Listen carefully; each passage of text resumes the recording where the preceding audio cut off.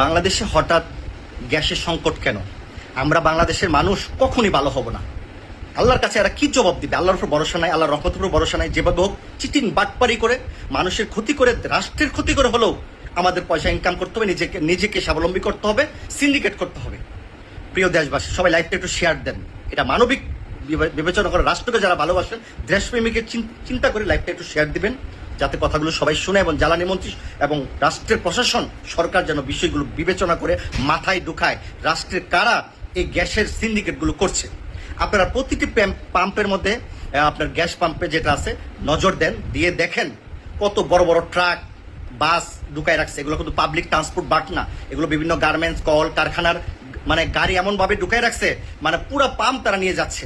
এবং প্রতিটি cover band, বড় বড় কাভার ব্যান্ডের মধ্যে তারা বোঝাচ্ছে যেটা কাভার ব্যান্ডের মধ্যে তারা মানে গ্যাস দিচ্ছে, আসলে কাভার ব্যান্ডের মধ্যে পুরো কাভার ব্যান্ডের মধ্যে আপনার গ্যাস পাম্পের বোতলগুলো তারা রিজার্ভ করে রাখছে এমন ভাবে, এবং পাম্প হোল্ডারে বেশি বেশি কিছু টাকা দিয়ে তারা এই গ্যাসগুলো তারা বিভিন্ন ফ্যাক্টরিতে নিয়ে যাচ্ছে। যদি গ্যাসের সংকট পড়ে যায় তারা ফ্যাক্টরি কিভাবে চালাবে, ইন্ডাস্ট্রিজ কিভাবে চালাবে, তারা এই সব চিন্তা ভাবনা করে জনগণের যে দুর্যোগটা তারা তৈরি করছে।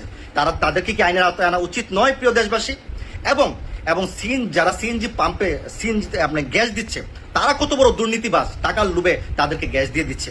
এবং দেখেন 3টা পাইপ থাকে বা 3টা বা 4টা লাইন থাকে, তার বেশিরভাগ লাইনগুলো সব সিএনজিওলাকে দিচ্ছে। কারণ সিএনজি 300-400 টাকার গ্যাস ভরে 100 টাকা তাদেরকে ঘুষ দিচ্ছে, ওই টাকার সাথে মিশাই দিচ্ছে, নিয়ে যেতেছে। ভিআইপি পরিচয় দিয়ে, ভিআইপি পরিচয় দিলে 100 টাকা 150 টাকা দিলে তাদেরকে গ্যাস দিয়ে দিচ্ছে। এদিক দিয়ে প্রাইভেট কার মাইক্রোবাস, বিয়ে শাদীর অনুষ্ঠানে মানুষ যারা বিভিন্ন জেলা থেকে আসতেছে, বিভিন্ন জায়গায় যাবে, তারা গ্যাস পাচ্ছে না। 2 ঘন্টা 3 ঘন্টা 4 ঘন্টা গ্যাস লাইনে বন্ধ থাকে। আবার এদিকে শিডিউল বন্ধ হয়ে যায়, আবার 4 ঘন্টা পরে আবার সার্ভে, রাত্রে সার্ভে। এভাবে একটা মানুষের জীবন যাপন ধ্বংস হয়ে যাচ্ছে। মাঝখানে অ্যাম্বুলেন্স পড়ে যাচ্ছে, কোনো তাদের দয়া মায়া নাই। অ্যাম্বুলেন্স থাকলে সবার প্রায়োরিটি হিসাবে সবার আগে তাদেরকে দিতে হবে। এটা বাংলাদেশে পেট্রোল পাম্প, গ্যাস পাম্প তারা মনে এই জিনিসটা জানে না, ভুলে গেছে। তাদেরকে ট্রেনিং করাতে হবে। গ্যাস পাম্প এখানে কত মাইক্রোবাসে, প্রাইভেট কারে ব্যক্তিগত মানুষ, ছোট ছোট বাচ্চা আছে, মহিলা আছে, অসুস্থ আছে, গ্যাসের জন্য দিতে পারতেছে না। এদিকে পিছন থেকে এসে সিএনজি ওলারা 200-100 টাকা বাড়ায় দিলে তাদেরকে গ্যাস দিয়ে দিচ্ছে। এইসব দুর্নীতিবাজদের বিরুদ্ধে সরকার কি পদক্ষেপ নেবে আমি জানি না, কিন্তু জনগণকে আমি বলবো চোখ খান খুলে এই বিষয়ে আপনারা দেশকে বাঁচান, দেশের জনগণকে ভোগান্তি থেকে আপনারা রক্ষা করুন। দেশ একটা মৌলিক সম্পদ, দেশের সম্পদ, এটা প্রায়োরিটি সবাই পাবে। কিন্তু মালিকরা যারা লাইসেন্স নিয়ে পাম্প খুলেছেন তাদের দ্বারা যদি দুর্নীতি করে তাদের বিরুদ্ধে কতটুকু মানে পানিশমেন্ট সরকার করবে সেই বিষয়ে আমার আজকের এই কথাগুলো। আমি চাই যে জনগণের ভোগান্তিটা সিরিয়াল থাকবে, এই লাইনটা সিএনজি, এই লাইনটা বাস ট্রাক এবং এই লাইনটা public transport, private car, microbus তারা থাকবে। তারা এই সিরিয়ালটা না করে তারা যেভাবে খুশি সেভাবে তারা গ্যাস দিয়ে দিচ্ছে টাকার বিনিময়ে, কারণ তাদের ওই এলাকার সিএনজি। অথচ দেখবেন ঢাকার সিটি এলাকায় বেশি, অথচ মেইন রাস্তাগুলো, বিশ্ব রোডের যে একদম ফাঁকা জায়গা, ওইখানে কিন্তু এগুলো নাই, যে আগে যাচ্ছে এভাবে নিচ্ছে।